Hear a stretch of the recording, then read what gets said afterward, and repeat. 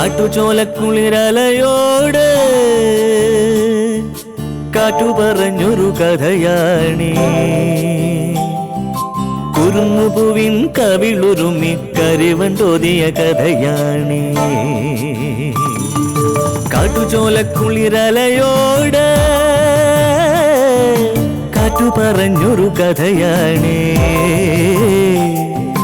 കുരുന്നുപൂവിൻ കവിളുരുമി കരിവൻ തോതിയ കഥയാണീ.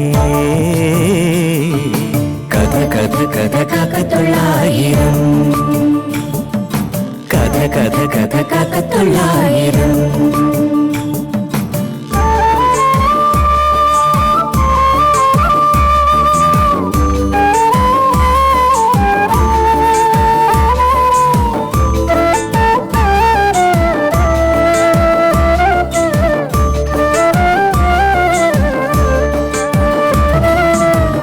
കടലിന്റെ തീരത്ത്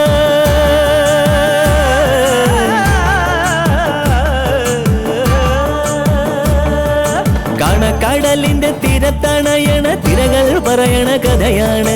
കായലോളത്തിലെ കളിയോടം കണ്ട കന്നിനിലാവിന്റെ കഥയാണ്. പടവരമ്പത്തെ പുൽനാമ്പിനോട് പുലരി പറഞ്ഞൊരു കഥയാണ്. മാനം മുട്ടണ കൊടുമുടിയോട് മൂവന്തി പറയണ കഥയാണ്. മൂവന്തി പറയണ കഥയാണ്. കഥ കഥ കഥ കാക്കത്തൊള്ളായിരം. കയ്യിൽ 5 ലക്ഷം രൂപ വന്നിട്ടേ അതിൽ നിന്ന് 1 രൂപ പോലും എടുക്കാൻ എനിക്ക് തോന്നിയില്ലല്ലോ. അത് ഞാൻ സമ്മതിച്ചു. മറ്റൊരു കാര്യം കൂടി സാർ അറിയണം. ഗിരിയുടെ അമ്മ ഗംഗയോട് സ്വർണം ചോദിച്ചപ്പോൾ അത് സാർ കൊടുത്തില്ലല്ലോ. അതിൻ്റെ പേരിൽ ഗംഗയെ കണ്ടമാനം അവർ കഷ്ടപ്പെടുത്തുകയും ചെയ്തു. അതും കൂടി ഓർത്താണ് ഞാൻ ഈ 5 ലക്ഷം രൂപ മോളെ ഏൽപ്പിച്ചത്. ആ ഉദ്ദേശശുദ്ധിയെ ഞാൻ ബഹുമാനിക്കുന്നു. എന്നാ കാണിച്ചത് ബുദ്ധിമോശമാണെന്ന് പറയാതിരിക്കാൻ വയ്യ. അപ്പോ അതാണ് 5 ലക്ഷത്തിന്റെ കാര്യം.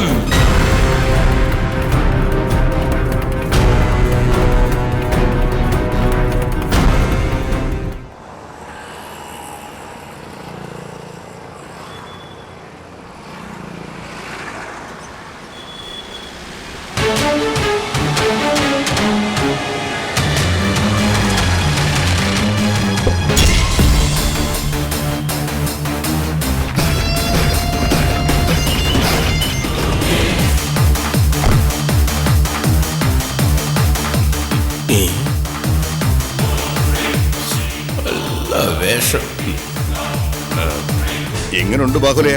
ഒരു ചെമ്പരത്തിപ്പൂവിന്റെ കുറവേ ഉള്ളൂ. അല്ലല്ല, നന്നായിരിക്കും സാർ. എടോ, ഫേഷ്യൽ കഴിഞ്ഞിട്ട് വരുവാ ഞാൻ. ഇപ്പൊ എന്നെ കണ്ട ഒരു ചുള്ളൻ ചെക്കന്റെ ലുക്കില്ലേ? നോക്ക്. പച്ചക്കറി തോട്ടത്തെ കൊണ്ട് നിർത്തിയ ബസ്റ്റ് നോക്കൂത്തിയായിരിക്കും. എടോ, താനെന്താ ഒന്നും പറയാത്തെ? കണ്ടങ്ങനെ അങ്ങ് നിന്നുപോയി. ദോഷം പറയരുതല്ലോ. ഫേഷ്യൽ ചെയ്താൽ ഇത്രയും ഗ്ലാമർ വരുന്ന എനിക്ക് അറിയത്തില്ലായിരുന്നു സാർ. ഒന്ന് തൊട്ടെ. എന്താ സാർ? എടോ, ഈ കയ്യിലൊന്ന് തൊട്ടേടോ. തൊട്ടു. ദൃഷ്ടിദോഷം വരാതിരിക്കാൻ വേണ്ടിയാ. ഗംഗയുടെ ഒരു ശരീരപ്രകൃതി കണ്ടിട്ട് എന്നെ പോലെയാണെന്ന് തോന്നുന്നു.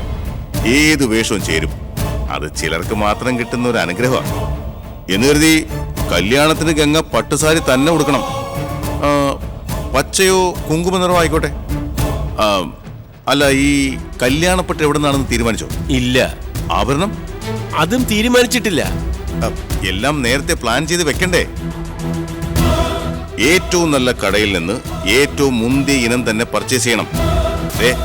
പൈസയുടെ കാര്യം ഓർത്തിട്ടാണെങ്കിൽ ടെൻഷൻ വേണ്ട. തന്നെ കൊണ്ട് 1 രൂപ പോലും ഞാൻ മുടക്കിക്കുന്ന പ്രശ്നമില്ല.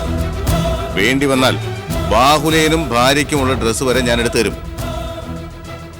അല്ല, മറ്റൊന്നും കൊണ്ടല്ല സാർ. രജിസ്റ്റർ മാരേജിന് അത്ര ഒരുക്കങ്ങളൊന്നും ആവശ്യമില്ലല്ലോ. ആര് പറഞ്ഞു? കല്യാണം രജിസ്റ്റർ ആക്കുന്നത് ചില പ്രത്യേക സാഹചര്യങ്ങൾ കൊണ്ടാണ്. നാട്ടിലുള്ള ദരിദ്രവാസികളെല്ലാം ക്ഷണിച്ചു വരുത്തി സൽക്കരിക്കേണ്ട യാതൊരു ആവശ്യമില്ല എന്ന് കരുതി വധൂവരന്മാരുടെ ഒരുക്കത്തിനും ആടയാഭരണങ്ങൾക്കൊന്നും ഒരു കുറവും വരാൻ പാടില്ല. സത്യം പറയാലോ, നവവധുവിന്റെ വേഷത്തിൽ ഗംഗയെ സ്വപ്നം കണ്ട് ഞാൻ വലഞ്ഞു ബാഹുലയ. നാണിച്ച് മുഖം കുനിച്ച് മന്ദം മന്ദം നടന്ന് അവൾ എന്റെ മുന്നിൽ വന്ന് നിൽക്കുന്ന ചിത്രം മനസ്സിലങ്ങ് ഫ്രെയിം ചെയ്ത് തൂക്കിയിരിക്കുക. എന്റെ പ്രശ്നിക്കട മുത്തപ്പായത് വട്ട് തന്നെ. അതുപോലെ ഈ രജിസ്റ്റർ മാരേജ് കഴിഞ്ഞാൽ ഉടനെ എന്താ പരിപാടി എന്നറിയാവോ? അല്ല, അത് പിന്നെ ഹണിമൂൺ ആയിരിക്കും.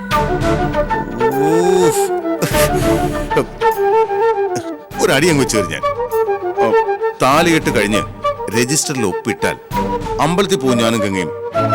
അവിടെ ചെന്ന് തൊഴുതിട്ടേ ഉള്ളൂ വീട്ടിലേക്കുള്ള യാത്ര. ഇനിയുള്ള ഞങ്ങളുടെ കാര്യങ്ങളെല്ലാം ദൈവങ്ങളാണ് നോക്കേണ്ടത്. അതെ അതെ അതെ അതെ. പിന്നെ താൻ പറഞ്ഞ ഹണിമൂണിന്റെ കാര്യം അത് ഞാൻ പ്ലാൻ ചെയ്ത് വെച്ചിട്ടുണ്ട്.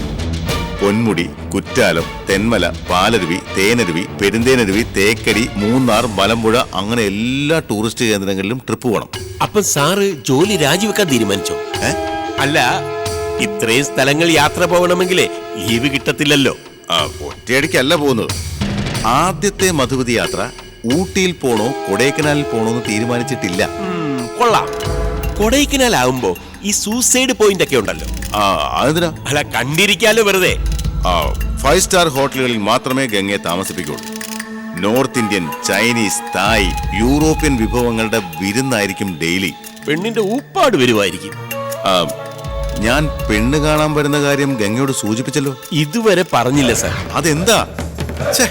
സമയമാവട്ടെ സമയമാവട്ടെ എന്ന് പറഞ്ഞ് ഇനി എപ്പോഴാ സമയമാവുന്നത്? എന്താ ബാഹുലയ ഇത്? സാർ ഒന്ന് സമാധാനിച്ചാട്ടെ.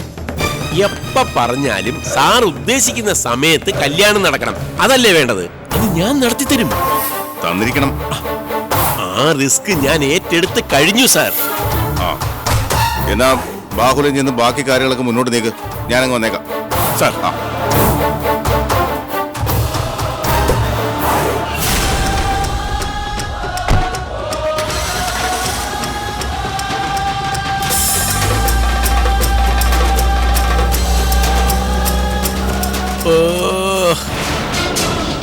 കിളി പോയി നിൽക്കുവാന്ന് തോന്നുന്നു.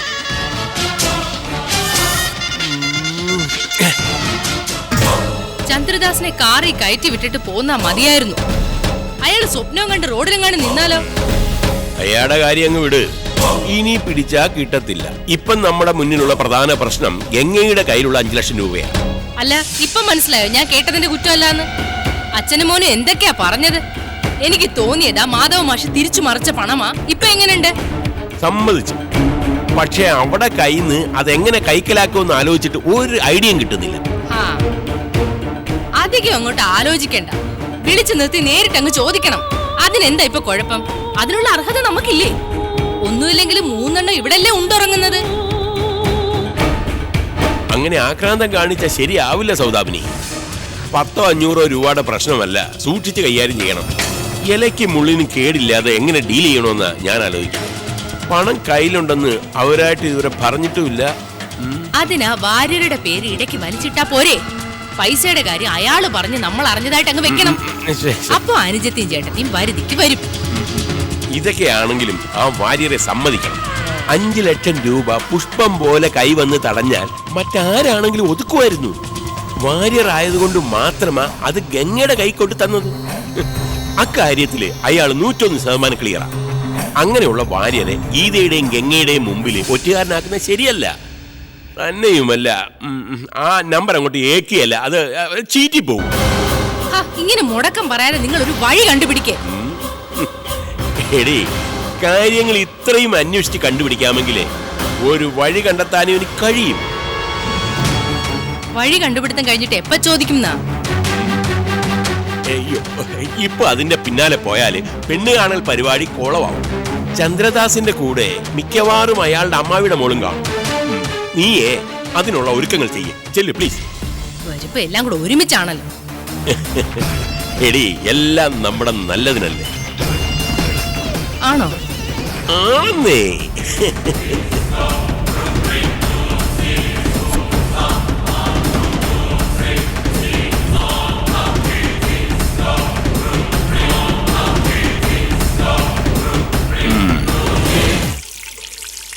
ആഹാ, ഏത് സമയത്തും നിങ്ങൾ രണ്ടുപേരും അടുക്കളയിലാണല്ലോ.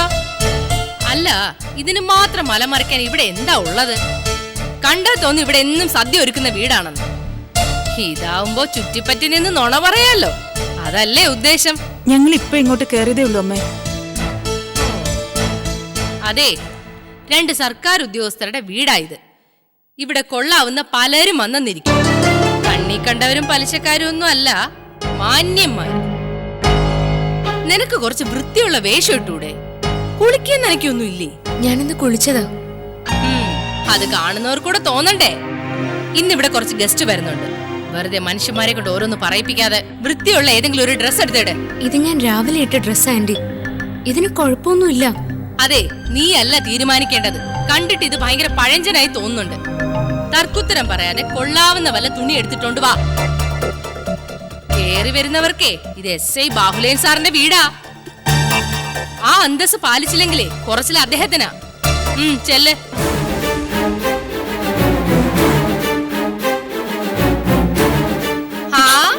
നീ ഇതെങ്ങോട്ടാ? അവളേക്കാൾ മുഷിഞ്ഞ വേഷാണമ്മേ ഇത്. ഞാനൊന്ന് മാറ്റിട്ട് വരാം. അയ്യോടാ, ഇത് തന്നെ നിനക്ക് അധികം പറ്റാ. അടുക്കളയിൽ നിൽക്കുമ്പോ ഇത്ര ആഡംബരത്തിന്റെ ആവശ്യമൊന്നും ഇല്ല. TV സീരിയലുകളില് പട്ടുസാരി എടുത്ത വേലക്കാരികൾ കാണുമായിരിക്കും. അത് കണ്ടിട്ട് ഇവിടെ വേഷം കെട്ട് എടുത്താലുണ്ടല്ലോ എന്റെ സ്വഭാവം മാറും. അവള് പോയിട്ട് വന്നോളൂ, നീ ഇവിടെ നിന്നാ മതി. ആരാ അമ്മ ഇന്ന് വിരുന്ന് വരുന്നത്? ഗവർണറും മുഖ്യമന്ത്രിയുവാ.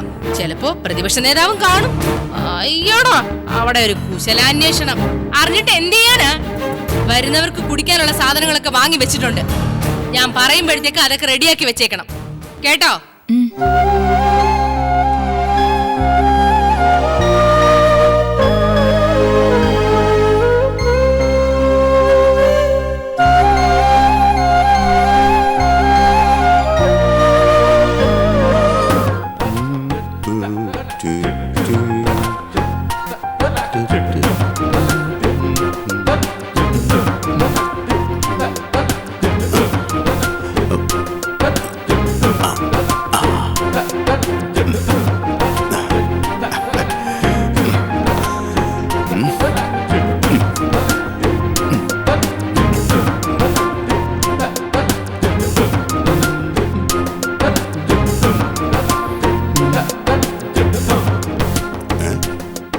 കാദംബരി ഒരുങ്ങി കഴിഞ്ഞോ?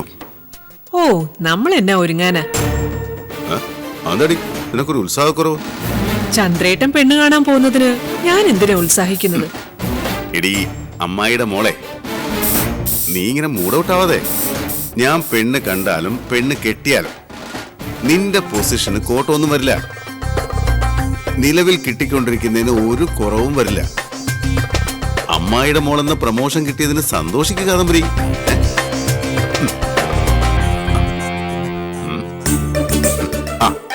എന്റെ മുണ്ടിനെ പറ്റി അഭിപ്രായം പറഞ്ഞില്ല. കസവുമുണ്ട വില എത്രയാന്നറിയാവോ? 2 തവണ പറഞ്ഞു കഴിഞ്ഞില്ലേ? നീ ഇത് കണ്ടോ? വിശേഷപ്പെട്ട നൂല് കൊണ്ട് നെയ്തെടുത്ത ജുബയാ.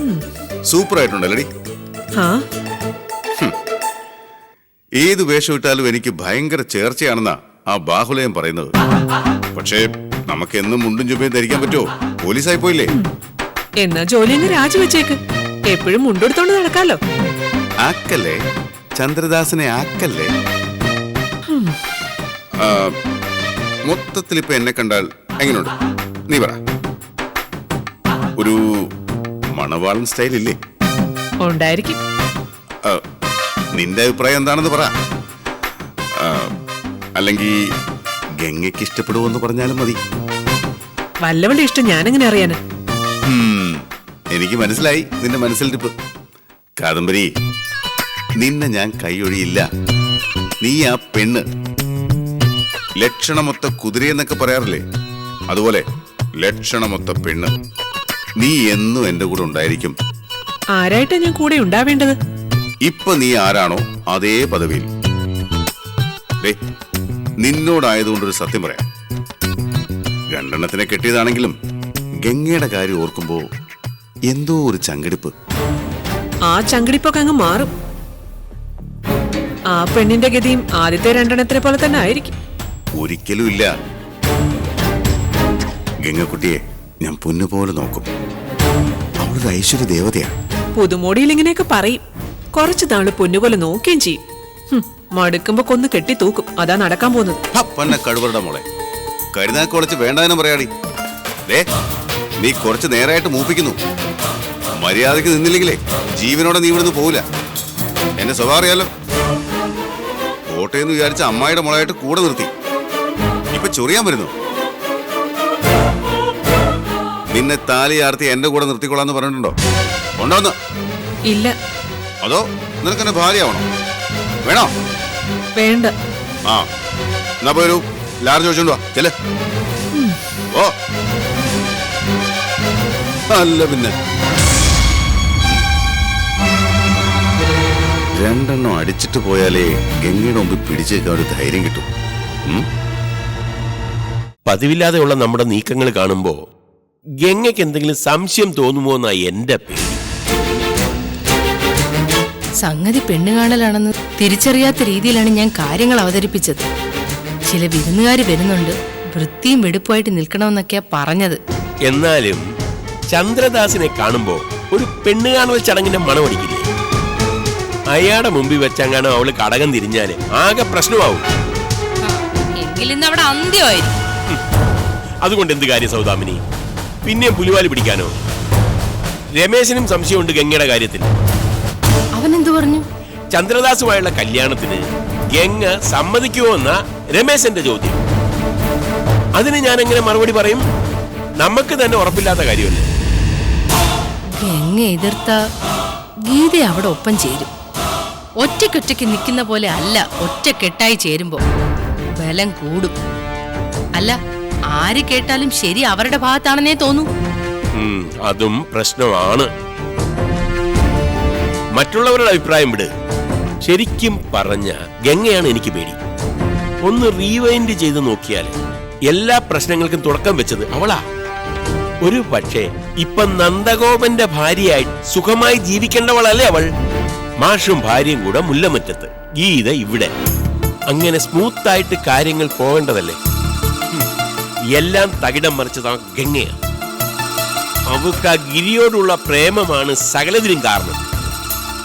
ഭവിഷ്യത്ത് ഗുരുതരമായിരിക്കുമെന്നും അറിഞ്ഞുകൊണ്ട് അവൾ അവിവേകം കാണിച്ചു.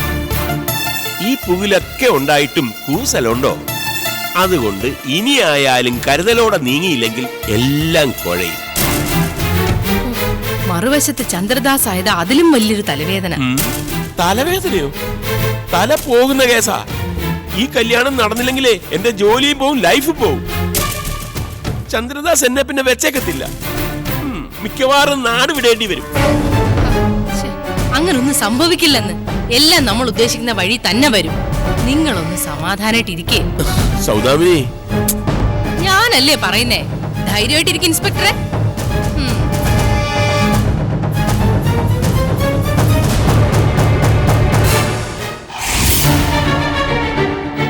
ഗീതേച്ചിക്ക് തോന്നിയോ എന്തെങ്കിലും കുഴപ്പമുള്ളതായിട്ട്?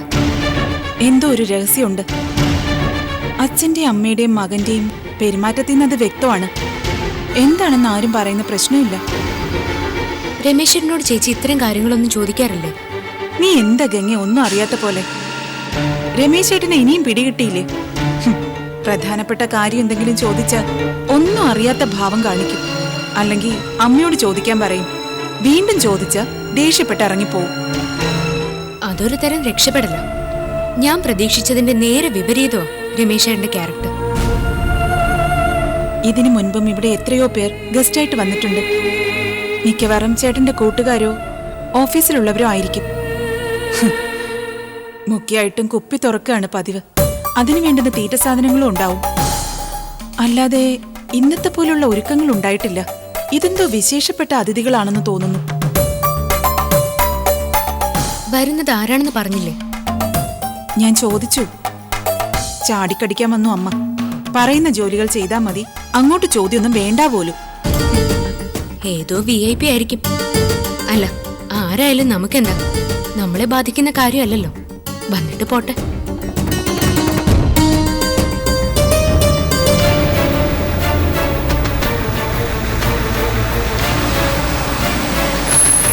ഇറങ്ങ.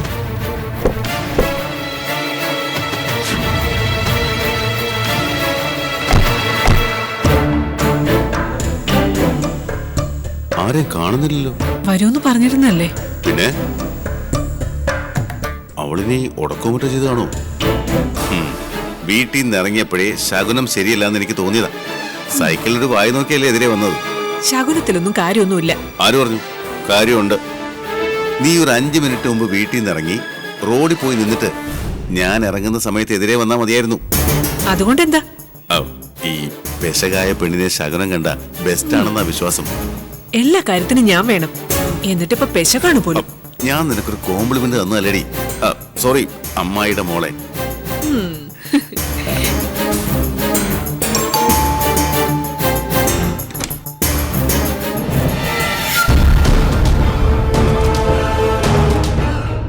യു ഫെർണൻ സർ, നമസ്കാരം. നമസ്കാരം. മനസ്സിലായില്ലേ? അമ്മായിയുടെ മോള്. ഓ, മനസ്സിലായി മനസ്സിലായി. അകത്തോട്ട് വരണം സാർ, വരണം സാർ. വാ, ഇങ്ങോട്ട് വന്നു. കാര്യങ്ങളെല്ലാം ഓക്കെ ആണല്ലോ? എല്ലാം റെഡിയാ. പക്ഷെ ചെറിയ തോതിലെ കാപ്പി ഒരുക്കിയിട്ടുണ്ട്. അതല്ലടോ, ഗംഗയോട് സംഭവം പറഞ്ഞു, അതാ ചോദിച്ചത്. പറഞ്ഞില്ല എന്നുള്ളതാണ് സത്യം. ഇനി എപ്പോ ഉണ്ടാക്കാനാ? അതോർത്ത് സാർ ടെൻഷൻ അടിക്കണ്ട. ചടങ്ങ് നടക്കട്ടെ, ബാക്കിയെല്ലാം സാവകാശത്തിലാവാം. വന്നാട്ടെ സാർ.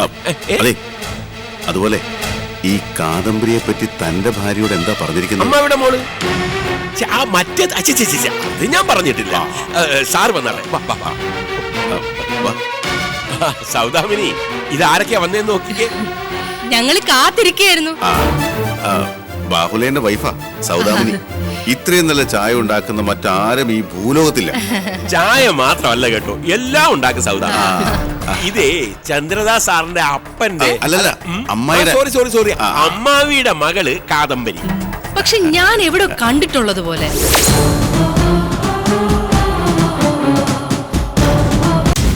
ചന്ദ്രദാസിനെ കാണുമ്പോ ഒരു പെണ്ണ് കാണുന്ന ചടങ്ങിന്റെ മണമടിക്കില്ലേ? പതിവില്ലാതെ ഉള്ള നമ്മുടെ നീക്കങ്ങൾ കാണുമ്പോൾ ഗംഗയ്ക്ക് എന്തെങ്കിലും സംശയം തോന്നുമോ എന്നാ എന്റെ പേടി. ഗംഗയെ കല്യാണത്തിനായി സ്പോട്ടിലെത്തിക്കേണ്ടത് ബാഹുലേന്റെ ഉത്തരവാദിത്വമാണ്. കാട്ടുചോലക്കുളിരലയോട് കാറ്റു പറഞ്ഞൊരു കഥയാണീ. കുരുന്നുപൂവിൻ കവിളുരുമി കരിവണ്ടോതിയ കഥയാണീ. കാട്ടുചോലക്കുളിരലയോട് കാറ്റു പറഞ്ഞൊരു കഥയാണേ. കുരുന്നുപൂവിൻ കവിളുരുമി കരിവണ്ടോതിയ കഥയാണേ.